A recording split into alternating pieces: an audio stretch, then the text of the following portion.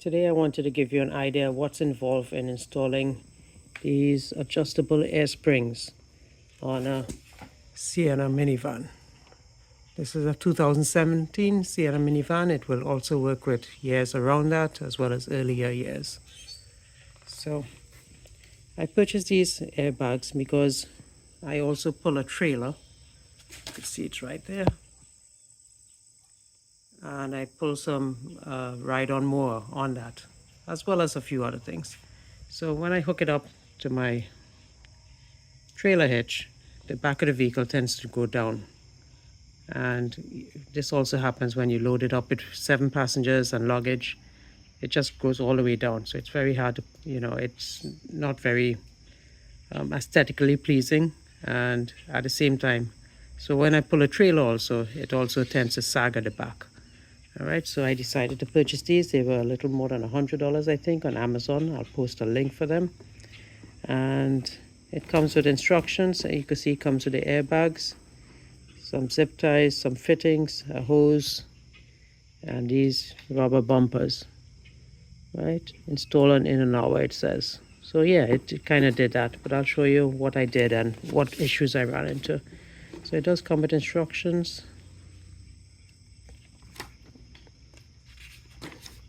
And it mentions to squeeze it and push it in. Now the problem I had with this was that it looks like they were able to roll it. I wasn't able to. It's kind of rigid even without air. So when I squeeze it flat, it opened out. So it took a fair amount of time to get it in. Let me show you what I did underneath.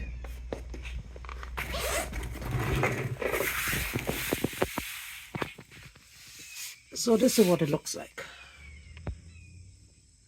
So under here you can see the rubber bumper right there, as well as the spring itself. And above it, on the muffler itself, is a shield to prevent the heat from the muffler affecting the airbag. I also run the hoses. Now they do specify that you need to run the hoses more than 8 inches away. So I got some reflective tape and put it on it, kind of loose, but it does adhere to hopefully protect it. And then I use some zip ties to hold it together. So let me zoom back out. Right, so I run the zip ties up in this channel here.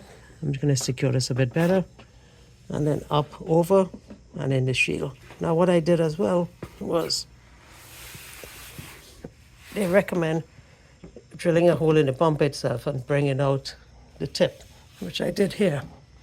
But I decided to do it lower down, so it wouldn't look unsightly on the bumper. So I traced it here, and I put a T-fitting here, which was supplied, and I ran the hoses and put clamps on them. They also have clamps included. So this is what I did. And on this side it was easier. I didn't have the muffler to deal with. I ran it inside of this fitting here, right, inside of the shield, and ran it down. Get you a zoom in. See, there it is. And then I actually tied it on the bottom of the shock, and then I looped it down, as you can see there, and I hooked it up.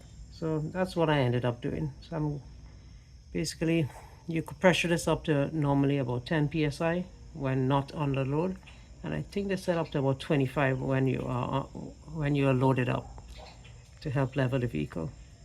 So that's what I did. So yeah, I hope this helped you. If it did, please feel free to comment what I did right, what I did wrong, or any questions. And yeah, thanks for watching. Please like, share, and subscribe. Bye.